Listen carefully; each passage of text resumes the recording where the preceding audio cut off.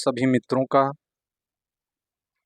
अपने channel all Hindi तैयारी मंच 101 पर स्वागत है। मित्रों, आज हम लोग पढ़ेंगे रस। संपूर्ण रस को पढ़ेंगे, जिसमें से श्रृंगार रस, करुण रस, रौद्र रस, वीर रस, उत्साह, सब कुछ पढ़ेंगे। सारे रसों को पढ़ेंगे, 10 से 11 रस जो भी हैं। तो शुरू करते हैं। सर्वप्रथम रस परिभाषा देखेंगे, फिर आगे बढ़ते हैं। साहित्य में रस का अभिप्राय आनंद है। साहित्य में रस का अभिप्राय क्या है? आनंद से है। कविता, कहानी, उपन्यास आदि को पढ़ने या सुनने से एवं नाटक को देखने से जिस आनंद की अनुभूति होती है उसे रस कहते हैं। कविता, कहानी, उपन्यास आदि को पढ़ने या सुनने से एवं नाटक को देखने से जिस आनंद की अनुभूति होती है उसे रस कहते हैं। रस काव्य की आत्मा है। आचार्य विश्वनाथ ने साहित्य दर्पण, विश्वनाथ इनकी पुस्तक है साहित्य दर्पण, आचार्य विश्वनाथ ने साहित्य दर्पण में काव्य की परिभाषा देते हुए लिखा था कि वाक्यम रसात्मकम काव्यम, अर्थात रसात्मक वाक्य ही काव्य है। तो आगे देखिए कि रस की निष्पत्ति के संबंध में भरत मुनि ने नाट्यशास्त्र में व्याख्या की है कि विभावानुभाव व्यभिचारी संयोगाद रस निष्पत्ति, अर्थात विभाव, अनुभाव और व्यभिचारी भाव के संयोग से रस की निष्पत्ति होती है, अर्थात उत्पत्ति होती है। मनुष्य के हृदय में रति, शोक आदि भाव हर समय सुप्तावस्था में अर्थात सोते हुए रहते हैं, अर्थात विद्यमान रहते हैं, जिन्हें अस्थाई भाव कहते हैं। ये अस्थाई भाव अनुकूल सामग्री उपस्थित होने पर जागृत हो जाते हैं और उस समय काव्य के पाठक, श्रोता या नाटक के दर्शक को एक ऐसे अलौकिक आनंद का अनुभव होता है कि वह अपनी सुध बुध भूलकर आनंद में मग्न हो जाता है। यही आनंद काव्य शास्त्र में रस कहलाता है। यही रस काव्य की आत्मा होती है। तो आइए आगे देखते हैं अस्थाई भाव। अस्थाई भाव क्या है मित्रों? कि रस रूप में परिणित होने वाले तथा मनुष्य के हृदय में अस्थाई रूप से रहने वाले भावों को अस्थाई भाव कहते हैं। रस रूप में परिणित होने वाले तथा मनुष्य के हृदय में अस्थाई रूप से रहने वाले भावों को अस्थाई भाव कहते हैं। अस्थाई भावों की संख्या कितनी है? 9 है। तो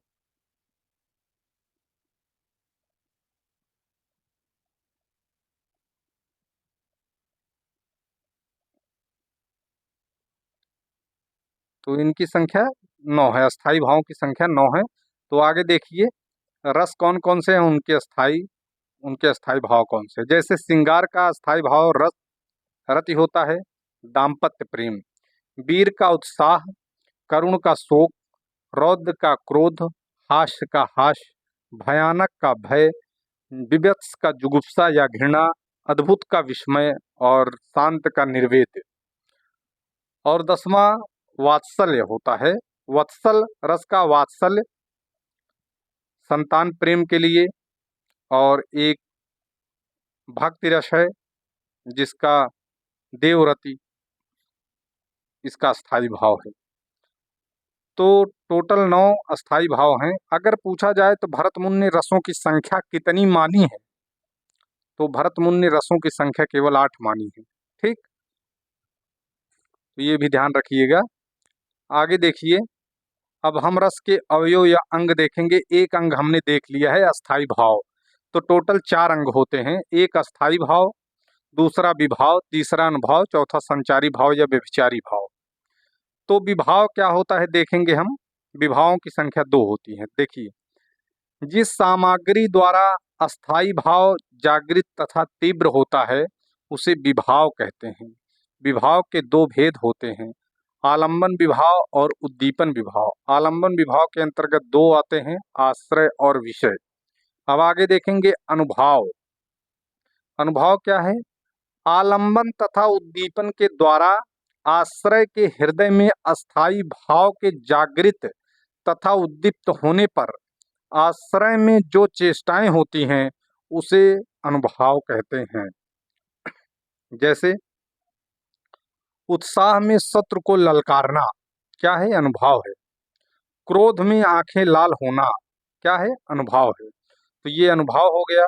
विभाव क्या था? जिस सामग्री द्वारा अस्थायी भाव जागृत तथा तीव्र होता है उसे विभाव कहते हैं।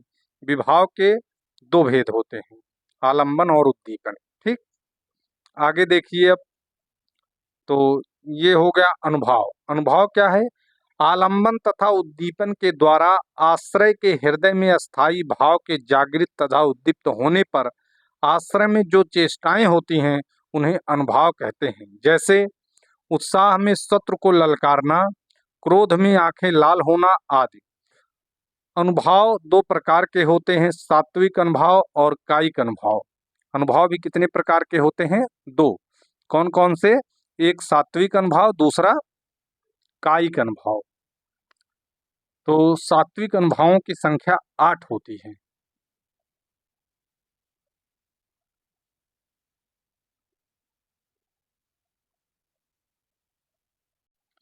तो अनुभाव दो प्रकार के होते हैं, सात्विक और कायिक। सात्विक अनुभाव 8 प्रकार के होते हैं। 8 प्रकार में ये पूछा जाता है इनमें से कौन सा सात्विक अनुभाव नहीं है। तो इसको मैं आप लोगों को बता दे रहा हूँ, नोट डाउन करिए। कि जैसे स्तंभ, अंगों की गति रुक जाना, स्वेद। दूसरा है पसीना आ जाना। तीसरा है रोमांच, रोमांच माने रोंगटे खड़े हो जाना। और चौथा है स्वर भंग। और पांचवा है कंप। छठवां है वैवर्ण, रंग फीका पड़ जाना, वैवर्ण। और सतवां है अश्रु। आठवां है प्रलय, सुध बुध खो जाना। तो ये 8 सात्विक अनुभाव होते हैं। और कायिक अनुभव क्या होता है? कायिक अनुभव का संबंध शरीर से होता है। शरीर जो चेष्टाएं आश्रय की इच्छा अनुसार जानबूझकर प्रयत्न पूर्वक करता है उसे कायिक अनुभाव कहते हैं। जैसे क्रोध में कठोर शब्द कहना, उत्साह में पैर पटकना, ये क्या है? कायिक अनुभाव है। जो शारीरिक चेष्टाएं होती हैं वो है कायिक अनुभाव। अब आगे देखते हैं व्यभिचारी अथवा संचारी भाव। व्यभिचारी भाव या संचारी भावों की संख्या 33 होती है। मन में संचरण करने वाले आने जाने वाले भावों को संचारी या व्यभिचारी भाव कहते हैं। ये अस्थाई नहीं रहते हैं, ये आते रहते हैं फिर चले जाते हैं। तो इनकी संख्या कितनी होती है? 33 होती है। तो बहुत हैं, जैसे निर्वेद, ग्लानि, आवेग, दैन्य, श्रम, जड़ता, उग्रता, मोह, दम, शंका, चिंता, विषाद, व्याधि, आलस्य, आमर्ष, हर्ष, असूया, गर्व, धृति, मति, चापल्य, व्रीड़ा और अवहिथ्या, निंदा, स्वप्न, विबोध, उन्माद, अपस्मार, स्मृति, औत्सुक्य, त्रास, वितर्क और मरण। ये 33 जो हैं संचारी भाव हैं। आश्रय के हृदय में संचारी भाव क्या है? देखिए कि आश्रय के हृदय में अस्थाई भाव जागृत होने पर कुछ क्षणिक भाव बीच बीच में उठते तथा विलीन होते रहते हैं। जैसे मैंने अभी बताया कि ये आते जाते रहते हैं। इसके द्वारा अस्थाई भाव और भी तीव्र तथा संचरणशील हो जाता है। उन्हें संचारी अथवा व्यभिचारी भाव कहते हैं। यद्यपि ये अनेक हो सकते हैं तथापि इनकी संख्या 33 मानी गई है। और आप लोगों को इनके नाम भी बता दिए। तो आइए अब शुरू करते हैं रस। रस शुरू करते हैं कहाँ से? श्रृंगार रस से। श्रृंगार रस की परिभाषा देखेंगे, फिर उसके बाद उसके उदाहरण देखेंगे, इसके कितने भेद हैं उसको देखेंगे, फिर आगे दूसरा रस पढ़ेंगे। तो ठीक है, शुरू करते हैं श्रृंगार रस। परिभाषा है, जब विभाव, अनुभाव और व्यभिचारी भाव के संयोग से रति नामक अस्थाई भाव रस रूप में परिणित हो तो उसे श्रृंगार रस कहते हैं। जब विभाव, अनुभाव और व्यभिचारी भाव के संयोग से रति नामक अस्थाई भाव रस रूप में परिणित हो तो उसे श्रृंगार रस कहते हैं। श्रृंगार रस के दो पक्ष होते हैं, दो भेद होते हैं, संयोग श्रृंगार और वियोग श्रृंगार। तो पहला नोट करिए आप लोग, संयोग श्रृंगार, जहां प्रेमी प्रेमिका की संयोग दशा में प्रेम का चित्रण, मधुर वार्तालाप, दर्शन, स्पर्श आदि का वर्णन हो उसे संयोग श्रृंगार कहते हैं। फिर से देखिए कि जहां प्रेमी प्रेमिका की संयोग दशा में प्रेम का चित्रण, मधुर वार्तालाप, दर्शन, स्पर्श आदि का वर्णन हो उसे संयोग श्रृंगार कहते हैं। संयोग श्रृंगार का मतलब होता है नायक और नायिका जो होती हैं वो पास पास रहते हैं, तब संयोग श्रृंगार का वर्णन होता है। उदाहरण देखिए कि कौन हो तुम वसंत के दूत, कौन हो तुम वसंत के दूत, बिरस पतझड़ में अति सुकुमार, घन घन तिमिर में चपला की रेख, तपन में शीतल मंद बयार। तो ये जो है संयोग श्रृंगार का उदाहरण है। और तो मित्रों फिर से इसका उदाहरण देख लीजिए कि कौन हो तुम वसंत के दूत, बिरस पतझड़ में अति सुकुमार, घन तिमिर में चपला की रेख, तपन में शीतल मंद बयार। तो इसमें रति अस्थाई भाव है, आलंबन विभाव है, श्रद्धा विषय और मनु आश्रय है, उद्दीपन विभाव है, एकांत प्रदेश, श्रद्धा की कमनीयता, कोकिल कंठ, रम्य परिधान, संचारी भाव हैं, आश्रय मन के हर्ष, चपलता, आशा, उत्सुक आदि भाव हैं। इस प्रकार विभाव आदि से पुष्ट रति अस्थाई भाव श्रृंगार रस की दशा को प्राप्त होता है। तो इसमें रति अस्थाई भाव है, आलंबन विभाव है, श्रद्धा विषय है और मनु आश्रय है। ठीक है।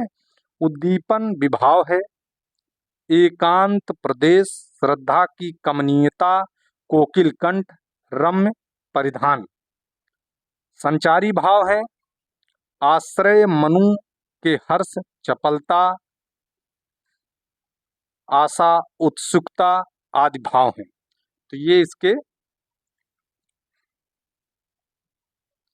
सारे पहलू हो गए। अब आगे देखेंगे कि राम के रूप निहारत जानकी, कंगन के नग की परछाई। यहाँ पर संयोग श्रृंगार का वर्णन हो रहा है। आए याते सबे सुधि भूल गई,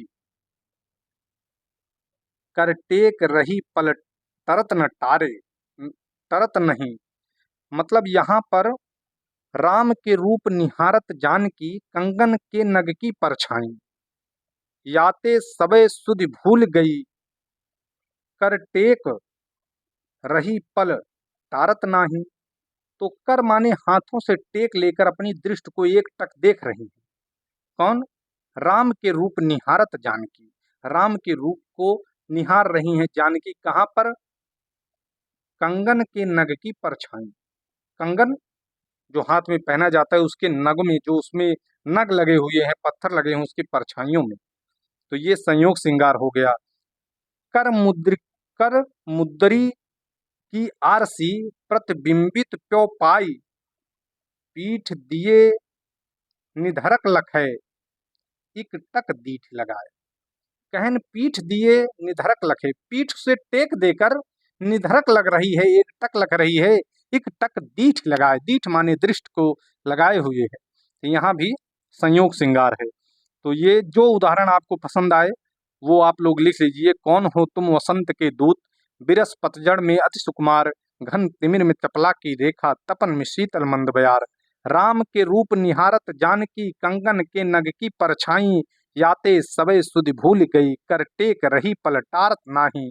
तो आगे देखिए, कर मुदरी की आरसी, प्रतिबिंबित प्यो पाई, पीठ दिए निधरक लखै, इक टक दीठ लगाए। तो आगे देखिए अब वियोग श्रृंगार, जहां प्रेमी और प्रेमिका की वियोग दशा में प्रेम का चित्रण तथा विरह वेदना का रसमय वर्णन हो उसे वियोग श्रृंगार कहते हैं। उदाहरण है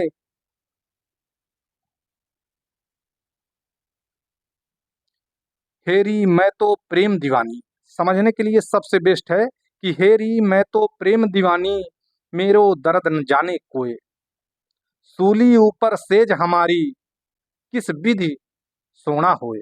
तो ये मीराबाई की पंक्ति है। उन्होंने कह रहा है कि हेरी मैं तो प्रेम दीवानी, हे सखी मैं तो प्रेम की दीवानी हूँ, मेरे दर्द न जाने कोई, मेरे कष्ट को कौन जानेगा, सूली ऊपर सेज हमारी। कह रहे हैं कि सूली, कहते हैं कि सूली चढ़ा देंगे ना, वही सूली है कि सूली ऊपर सेज हमारी, किस विधि सोना होए, कैसे फिर सोया जाए। हाँ, कांटों कांटों पर ही उसका सेज है तो वो कैसे सोएगी। हाँ, तो पहला इसमें देख लीजिए और उदाहरण, मेरे प्यारे नौ जलद से कंज से नेत्र वाले, जाके आए ना मधुबन से और ना भेजा संदेशा, मैं रो रो के प्रिय विरह से बावली हो रही हूँ, जाके मेरी सब दुख कथा श्याम को तू सुना दे। प्रिय प्रवास से ये पंक्तियां हैं। तो कह रहे हैं कि इस छंद में विरहिणी राधा की विरह दशा का वर्णन किया गया है। रति अस्थाई भाव है इसका, राधा आश्रय है और श्री कृष्ण आलंबन है। शीतल मंद पवन और एकांत उद्दीपन विभाव है। स्मृत रुदन चपलता आवेग उन्माद आदि संचारियों से पुष्ट श्री कृष्ण के मिलन के अभाव में यहाँ वियोग श्रृंगार रस का परिपाक हुआ है, वियोग श्रृंगार का वर्णन हुआ है। तो अब आगे देखेंगे हास्य रस।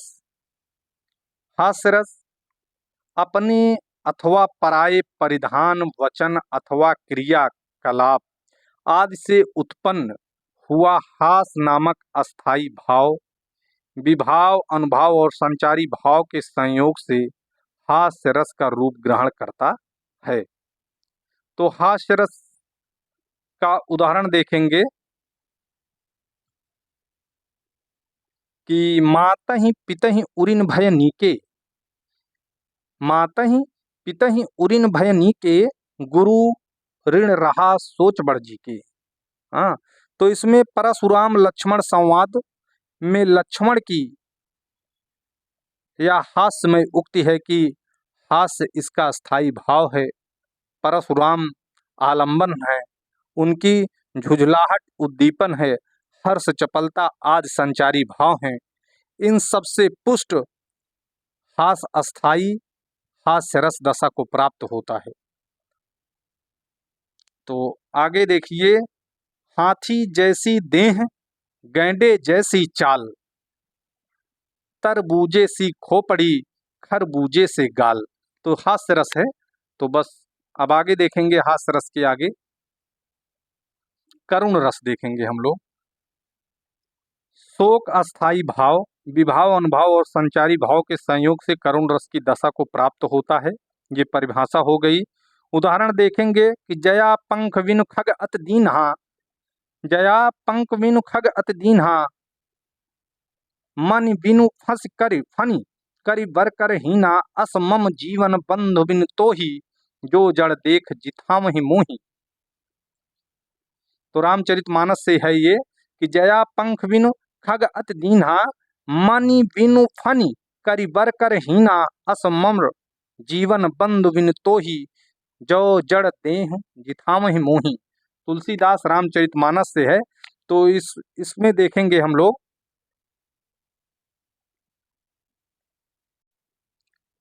यहाँ पर लक्ष्मण की मूर्छा पर राम विलाप प्रस्तुत किया गया है।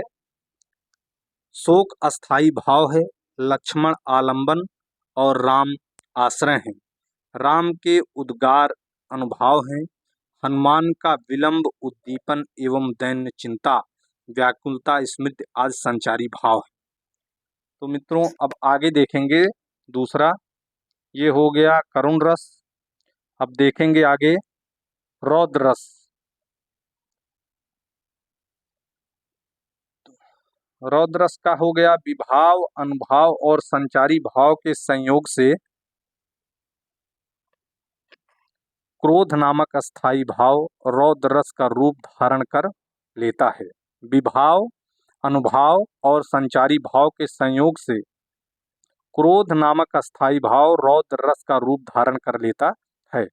तो उदाहरण देखिए कि उस काल मारे क्रोध के तन कांपने उसका लगा, मानो हवा के वेग से सोता हुआ सागर जगा। दूसरा उदाहरण देखेंगे, खून उसका उबल रहा था, मनुष्य के दैन में बदल रहा था, मनुष्य से दैत्य में बदल रहा था। तो उदाहरण के माध्यम से देखेंगे कि उस काल मारे क्रोध के तन कांपने उसका लगा, मानो हवा के वेग से सोता हुआ सागर जगा। तो इसमें अस्थाई भाव क्रोध है, आश्रय युद्ध में उपस्थित वीर हैं और आलम्बन शत्रु है, उद्दीपन शत्रु की ललकार युद्ध का वातावरण और अनुभाव में कंप आदि है। संचारी भाव आवेग है, चापल्य है, उग्रता है आदि। तो अब आगे हम दूसरा देखेंगे मित्रों। उदाहरण आप लोग याद कर लीजिए, टीजीटी, पीजीटी, हाई स्कूल और इंटर के बच्चों के लिए मुख्य रूप से ये रस की क्लास है, 9th 10th 11th 12th के बच्चों के लिए। तो उस काल मारे क्रोध के तन कांपने उसका लगा, तो यहाँ रौद्र रस है, मानो हवा के वेग से सोता हुआ सागर जगा। खून उसका उबल रहा था, मनुष्य से दैत्य में बदल रहा था। अब आगे देखेंगे हम लोग वीर रस। तो वीर रस क्या है? विभाव, अनुभाव एवं संचारी भाव के संयोग से उत्साह नामक अस्थाई भाव वीर रस की दशा को प्राप्त होता है। तो उदाहरण देखेंगे, सौमित्री से घन नंद का रौ अल्प भी ना सहा गया, सौमित्री से घना नंद का रौ अल्प भी ना सहा गया, निज शत्रु को देखे बिना उससे तनिक ना रहा गया, रघुवीर से आदेश ले युद्धार्थ वे सजने लगे, रणवाद्य भी निर्घोष होके धूम से बजने लगे। तो यहाँ पर देखिए कि आश्रय क्या है? सौमित्री, आलम्बन क्या है? मेघनाद, और अस्थाई भाव क्या है? उत्साह, उद्दीपन विभाव क्या है? घन नाद, घन माने गर्जन, नाद उसका गर्जना का रौ, ये है उद्दीपन। अनुभाव क्या है? युद्धार्थ सजना, ये है अनुभाव। और संचारी भाव क्या है? उग्रता एवं औत्सुक्य है। रस क्या है इसमें? वीर रस है। तो ये हो गया इसका उदाहरण कि सौमित्री से घन नाद का रौ अल्प भी ना सहा गया, निज शत्रु को देखे बिना उससे तनिक ना रहा गया, रघुवीर से आदेश ले युद्धार्थ वे सजने लगे, रणवाद्य भी निर्घोष होके खून से बजने लगे। जहां पर बात उत्साहपूर्ण एकदम भरी हो, वहां पर वीर रस होता है। तो आगे देखिए, अगला एक उदाहरण है कि आए होंगे यदि भरत कुमति वश वन में, यदि उनके मन में कोई कुर्बुद्धि होगी, गलत विचार से अगर वो आए होंगे, तो मैंने यह संकल्प किया है मन में। कौन कह रहा है? लक्ष्मण। तो मैंने यह संकल्प किया है मन में, इनको इस सर का लक्ष्य चुनूंगा क्षण में। सर माने यहाँ पर सिर से नहीं है, सर माने बाण, यहाँ सर बाण का पर्यायवाची है।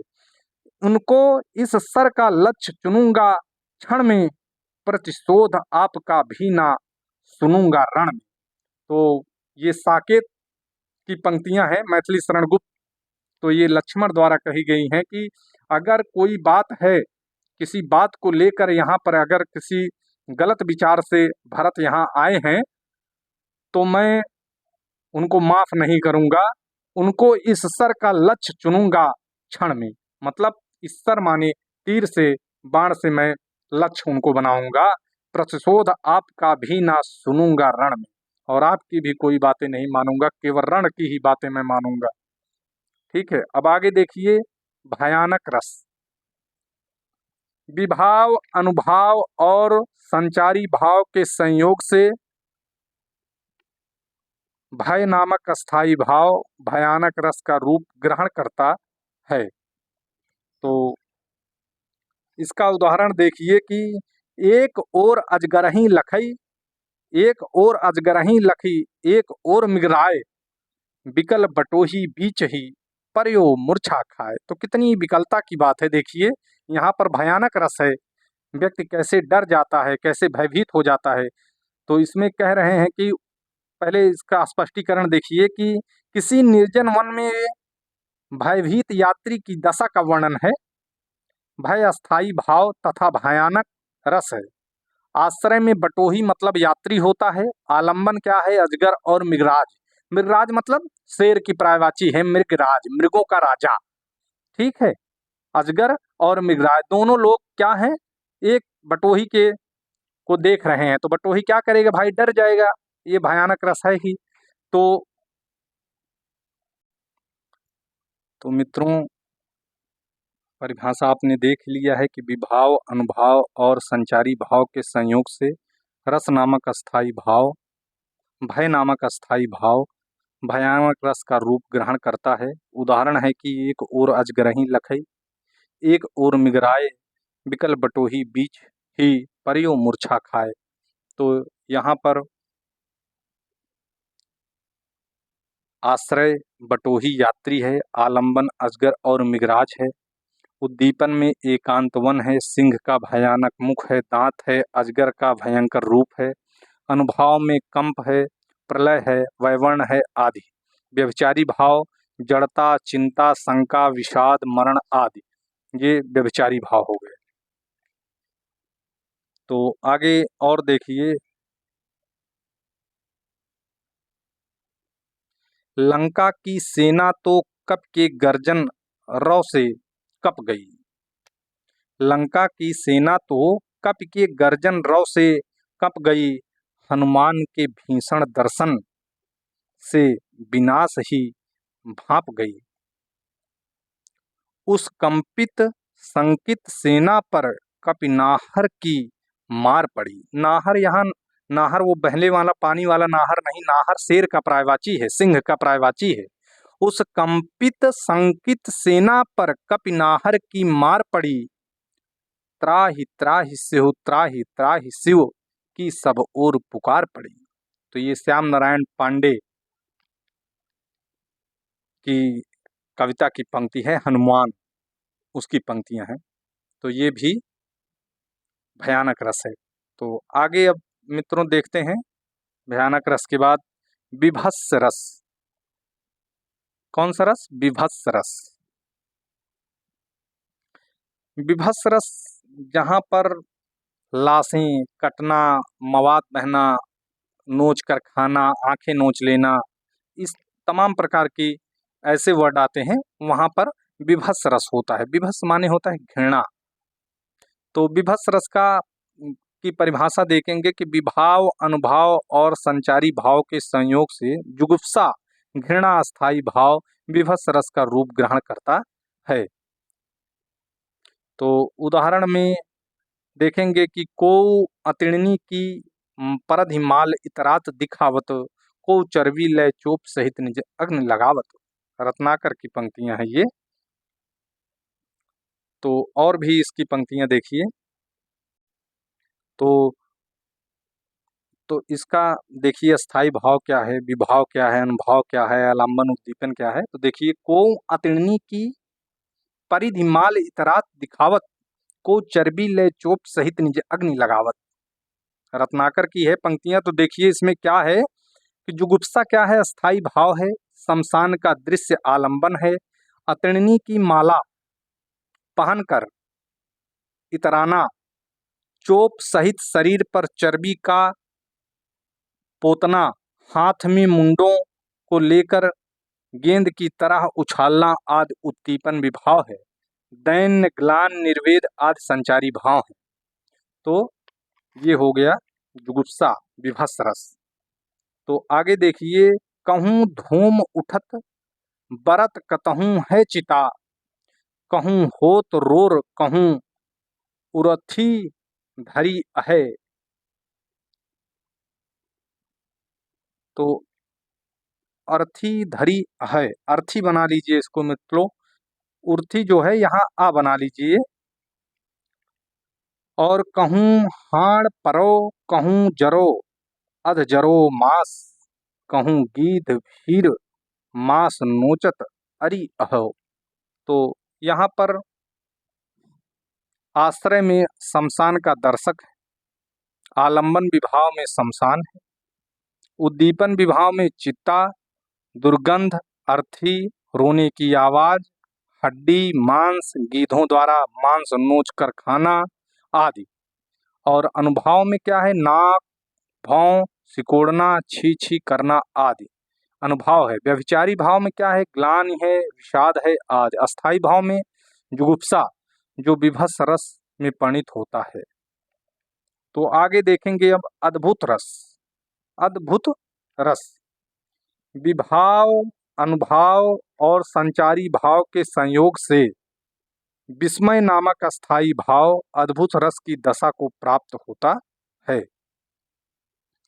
तो इसका उदाहरण देखेंगे कि हिया इया उआ दुई बालक देखा, मति भ्रम मोर की आन विशेखा, तन पुलकित मुख वचन न आवा, नयन मुंद चरण सिर नावा। रामचरितमानस से है कि हिया हुआ दुई बालक देखा, अद्भुत रस।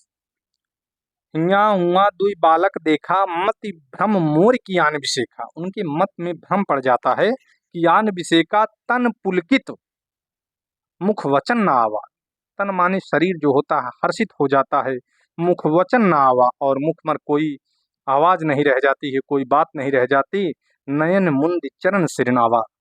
तो इसमें देखेंगे हम लोग, इसका विस्मय अस्थाई भाव है, माता कौशल्या आश्रय तथा यहाँ वहाँ दो बालक दिखाई देना आलंबन है। तन पुलकित मुख वचन में रोमांस और स्वरभंग अनुभाव है, और जड़ता वितर्क आदि संचारी हैं। यही अद्भुत रस है। तो आगे देखिए अद्भुत रस। अखिल भुवन चर अचर सब, हरिमुख में लक्ष्य मातु। अखिल भुवन चर अचर सब, हरिमुख में लक्ष्य मातु। चकित भई गदगद वचन, विकसत दृग पुलकातु। ये भी अद्भुत रस का उदाहरण है। अब आगे हम लोग देखेंगे शांत रस। शांत रस की परिभाषा देखेंगे। विभाव, अनुभाव और संचारी भाव के संयोग से निर्वेद नामक अस्थाई भाव शांत रस का रूप ग्रहण करता है। तो तुलसीदास की पंक्तियां हैं कि अबलो नसान अबलो नसै हो, राम कृपा भव निशा सिरानी, जाके फिर न डसै हो। पायो नाम चारु चिंता मणि, उर करते ना खसै हो। श्याम रूप रुचि सुचि रुचिर कसौटी, उर कंचनी कसै हो। पर बस जानी हर्यो इन इंद्रिन, निज बस हवे न हयो हसै हो।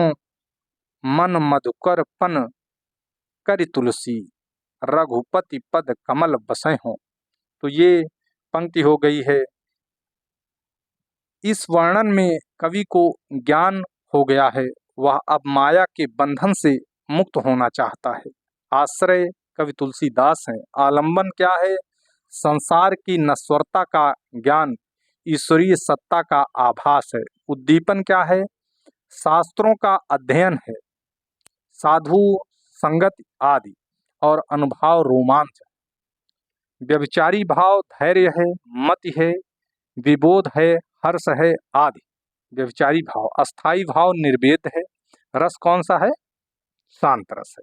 ठीक है, आगे उदाहरण और देखेंगे। ये विनय पत्रिका से था, पंक्तियां थी उदाहरण। तो ये पूछा जाता है कि अबलो नसानी अबलो नसई हो, अब तक मैंने अपने जीवन को बहुत व्यर्थ किया है, मैंने अपने समय को बहुत गंवाया है, लेकिन अब नहीं गंवाऊंगा। इसके अर्थ को अगर देखें तो आगे देखिए, लंबा वीडियो हो रहा है। बड़ा हुआ तो क्या हुआ, जैसे पेड़ खजूर। मतलब आप देखिए कि इसमें कहना क्या चाह रहे हैं शांत रस में, कि बड़ा हुआ तो क्या हुआ और जैसे पेड़ खजूर। उदाहरण में क्या कह रहे हैं कि जैसे पेड़ खजूर, और पंछी को पंथी, पंथी माने राही, पंथी को छाया नहीं और फल लागे अति दूर। राही व्यक्ति को, राही बटोही जो आते जाते हैं, उससे खजूर के पेड़ से उनको छाया तो मिलती नहीं है, और फल भी जो लगता भी है वो भी अति दूर, बहुत ऊपर लगता है। और आगे देखिए कि माला फेरत जुग गया और फिरा न मन का फेर। माला फेरत जुग भया, गया न मन का फेर, और कर का मन का डारी के, मन का फेर। यहाँ पर कितनी अच्छी बात है कि माला फेरते फेरते जुग बीत गया और गया न मन का फेर, और मन के अंदर जो बैठा हुआ कलुष है, लालच है, मोह माया है, वो तो कभी दूर ही नहीं हुई। और कर का मन का डारी के, कह रहे हैं कर रूपी मनके को डार दीजिए, छोड़ दीजिए, और मन का फेर, और मन रूपी मनके को फेर कर देखिए, आपका कार्य सफल हो जाएगा। तो बहुत अच्छी मोटिवेशनल पंक्तियां हैं कि माला फेरत जुग गया, दिखावे के जमाना में जीते जीते बहुत समय बीत गया, अर्थात दिखावे का माला फेरते फेरते बहुत टाइम चला गया। गया न मन का फेर, और मन के अंदर की जो लालच थी, तृष्णा थी, मोह माया थी, जो अंधकार था, अज्ञान था, वो तो दूर ही नहीं हुआ। और कर का मन का डारी के, कहन कर रूपी, हाथ रूपी मन के माने दाने को डार कर, मतलब छोड़कर, मन का फेर, और मन रूपी मनके को फेर कर देखिए, तो जरूर सफलता हाथ लग जाएगी, ज्ञान की प्राप्ति हो जाएगी। तो आगे देखिए, वात्सल्य रस। वात्सल्य नामक अस्थाई भाव, विभाव, अनुभाव और संचारी भाव के संयोग से वात्सल्य, वात्सल, वत्सल रस है, वात्सल्य रस में परिणित होता है। और उदाहरण है कि जसोदा हरि पालने झुलावे। जसोदा हरि पालने झुलावे, हरि माने भगवान श्री कृष्ण, कि जसोदा हरि पालने झुलावे, हर लावे दुलरावे, मल्हावे जोई सोई कुछ गावे। मेरे लाल को आवरी निदिया, निदरिया मतलब लिखा है कि थोड़ा सा सूरदास का ब्रज भाषा है। तो मेरे लाल को आवरी निदरिया, काहे ना अन सुआवे, क्यों नहीं आकर सोआ जाती हो, तुम कहो नहीं वेग अहो, ताको कान्ह बुलावे हो। क्यों तुम बेग ही, शीघ्र ही तुम नहीं आ पाती, तुमको कान्ह माने श्री कृष्ण बुला रहे हैं। कबहू पलक हरि मूंद लेत हो, कह रही हैं यशोदा कि कबहू पलक हरि मूंद लेत हो। हरि माने भगवान श्री कृष्ण कभी पलक को मूंद ले रहे हैं, कभू अधर फरकाव्यो, और कभी अपने होठों को क्या है फरका रहे हैं, फड़फड़ा रहे हैं, बोल रहे हैं, हिला रहे हैं। और सोवत जान मौन हो कै हरि, करी सैन बतावे हो। मतलब सोवत जान मौन है कै हरि, करी सैन बतायो। ऐसा लगता है कि जैसे श्री कृष्ण जी सो रहे हों, और इन्हीं अंतर अकुलाई उठे हरि, इसी बीच में हरि माने भगवान क्या होते हैं कि अकुला जाते हैं, सुगबुगा जाते हैं, उठ जाते हैं। जसमत मधुर गावे, हे यशोदा मैया से कहते हैं कि मधुर गाओ, सुनाओ, जो सुख सूर अमर मुनि दुर्लभ, सो नंद भामनी पायो। तो ये सूर सागर से पंक्तियां थी मित्रों। तो अब आगे देखिए, हम और भी जो एक दो बचे हुए हैं उनको भी देख लेंगे।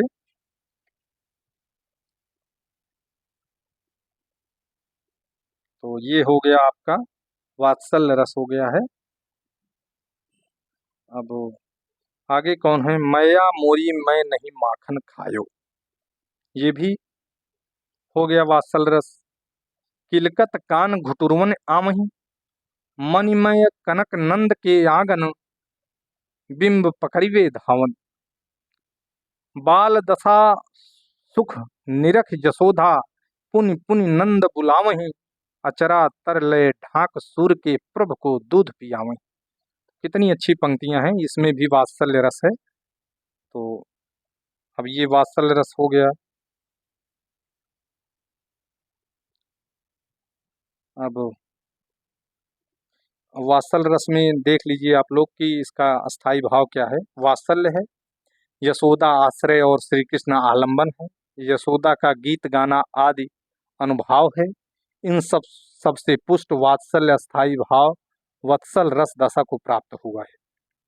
तो ठीक है, अब आगे भक्ति रस है एक और भी देखिए। इसका स्थायी भाव देवरति होता है। भगवान के प्रति रति प्रेम को भक्ति रस कहा जाता है।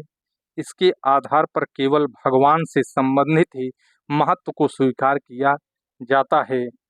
तो रैदास की पंक्तियां हैं कि प्रभु जी तुम चंदन हम पानी, जाकी अंग अंग बास समानी। तो इसमें भगवान से ही संबंधित सारी बातें कही जाती हैं। देवरथ इसका अस्थाई भाव है, आप लोग नोट कर लीजिए। पायो जी मैंने राम रतन धन पायो, वस्तु अमोल दी मेरे सतगुरु, कृपा करी अपनायो। ये मीराबाई की पंक्ति है, पायो जी मैंने राम रतन धन पायो। तो इसको भक्ति रस का उदाहरण है, याद कर लीजिएगा। एक भरोसो एक बल एक आस विश्वास, एक राम घनश्याम हित चातक तुलसीदास। तो मित्रों, यहाँ पर भक्ति रस के साथ साथ समस्त रस की समाप्ति होती है। तो आप लोग सारे परिभाषा देख लीजिए। जो हमारे हाई स्कूल में 9th 10th में बच्चे हैं, विद्यार्थी हैं, हमारे मित्र हैं, और 11th 12th में जो हैं उनके लिए बहुत हेल्पफुल वीडियो है। वो लोग इसमें से परिभाषा देख लीजिए, उदाहरण देख लीजिए, उनको लिखने के लिए आएगा तो हूबहू आप लोग रोक कर वीडियो पोस्ट कर देख सकते हैं। मित्रों, अगर आप लोगों को वीडियो अच्छी लगी हो तो लाइक करिएगा, शेयर करिएगा और चैनल को सब्सक्राइब करिएगा। और यह वीडियो टीजीटी पीजीटी आदि समस्त प्रतियोगी परीक्षाओं हेतु महत्वपूर्ण है। तो ठीक है मित्रों, आज के लिए इतना ही। धन्यवाद।